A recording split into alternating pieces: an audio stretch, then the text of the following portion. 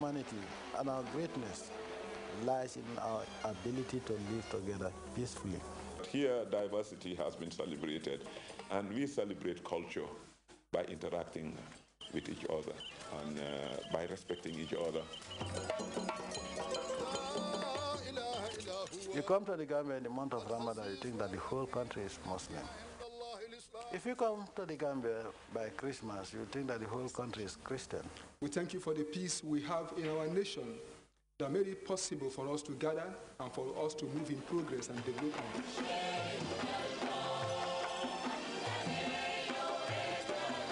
There's beautiful beaches here, plus there's the river to explore, there's the forest to explore, there's the local villages and the culture. Fishing in the Gambia, absolutely brilliant. Of course, we also have one of the most beautiful rivers you can find, and one of the most navigable rivers, suitable for all types of sports. All we need is investors. The Gambia River has been the historic highway in the country. Navigable most of its length, it offers tourism opportunities as well as the means to transport goods and people into the interior. At its mouth is the long-established deep-water port of Banjul, with its modern and efficient cargo handling capabilities, bustling with shipments to and from Europe and the Americas. The administration of the port is much easier to deal with than some other countries where you might have freight waiting for paperwork to clear for months, where in Gambia it generally takes days. Another unique advantage of the Gambia, the language. The Gambian fabric, which we know that we make it ourselves. Welcome to the paradise of the Gambia. I have travelled to many countries and decided I'd like to do a business of some sort in tourism for many, many years before I found this area. Being English speaking, being the laws that are similar to England, makes me feel totally comfortable in that way.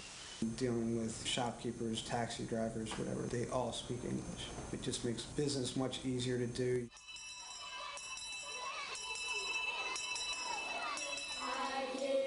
In the Gambia, nearly all children of school age now attend class.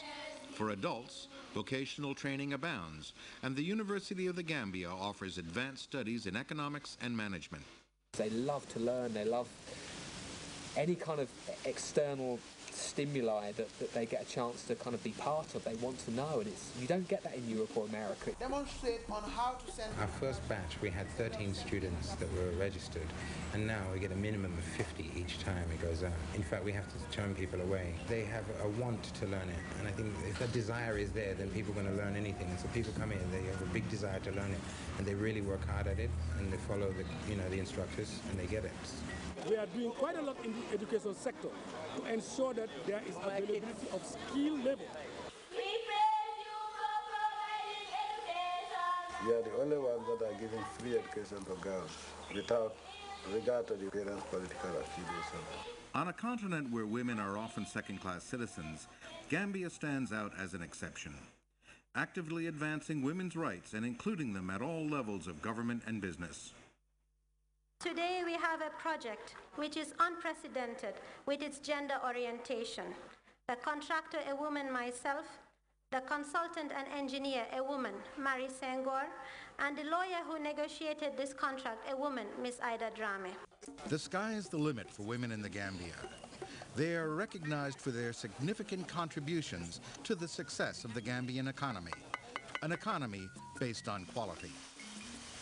We took first in Guinness quality. We are first in Africa. Everybody is proud. A small place like Julbrook taking first in Africa. It's a big proud. Pride is no stranger to the skilled and motivated Gambian workforce. They know their job. They are honest and trustworthy. You can depend on them. Gambians understand that it's a competitive world. You have to make sure that you are always a step ahead of the competitor. Otherwise, investors have choice. In 2004, the World Economic Forum ranked the Gambia as Africa's 6th most competitive economy and first among the West African countries. We are one of the smallest countries in Africa, and we are ranked one of the best in Africa. So in terms of transparency, in terms of the fight against corruption, in terms of political stability and good governance. Small it is a great advantage because it is easy to organize logistics, for example, for investors. GIFSA, the Gambian Investment Promotion and Free Zone Agency, is the one-stop shop for streamlining the process for setting up a business. We established this agency to deal with all matters relating to attracting and establishing an investment in the country. Everything will be done ranging from land issues, immigration issues, licensing issues, and even if you are conducting a feasibility study. Because it's so small and the government is so small, we can, talk to the top people in any department and, get a final answer on any question we have.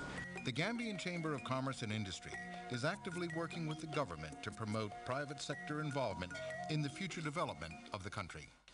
In the last 3 years, we have heavily invested in the Gambia and have modernized all our banking premises and also the processing systems to world standards.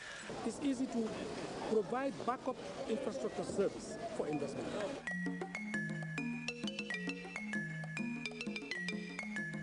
Communications technology and highways are bringing even remote corners of the Gambia within reach of the world. The infrastructure all around here is growing. It's grown in the Gambia, it's grown in Senegal. They're building roads all the way through Senegal. This particular road is going to go all the way up to Gibraltar. 03, clear to land runway. Daily flights touch down on new runways at the Banjul International Airport. Banjul is one of the most modern and well-equipped airports in Africa. Within the sub-region, we have the longest runway. So that's why NASA is using it as their landing site. There are certain countries, you have to drive 1,000 kilometers from the hinterland to access certain facilities. That is not the case with Gambia. Modernization is everywhere. Cell phones and cyber cafes are just a few of the signs of a country wired for business. The growth in IT in this country puts us in touch with the world and opens up all those horizons for us. From any computer terminal, whether in your house or whether in a cyber cafe, you can get information, whether it's for education, personal, whatever. From vocational skills to healthcare, education, and farming, NGO involvement in developing the country is invaluable. The government has created the enabling environment as well to encourage organizations from the outside to come and participate in national development.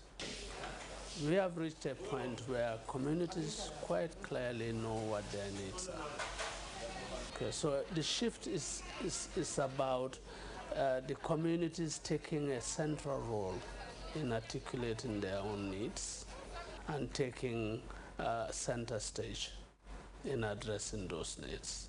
You can have resources, you can have natural resources in abundance, but if you don't have a committed leadership and a dedicated people, you cannot get anywhere. This, I think, is our greatest strength.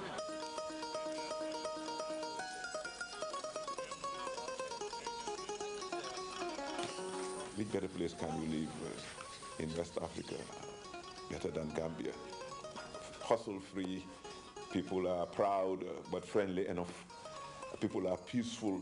In fact, I say the most peaceful country within West Africa. This is one country also where you find tourists walking in the streets up to 4 a.m., 6 a.m.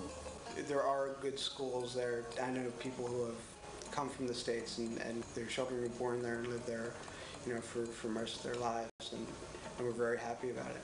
You're guaranteed 12 months of the year sunshine, between breaks in the rain, of course, this time of year, but there's a dry season of 8 months where you're guaranteed no rain at all. The wrestling matches are just, it's a neat thing, and it's something you won't see anywhere else. Different tribes come in and each has their own team, and it's a weekly thing, and it's just a lot of fun to watch. I like birds. The best time you can hear him around this time and early in the morning. When you tee off by 7 o'clock in the morning, it's lovely. The weather is nice, the songs of the birds, different kind of birds you find.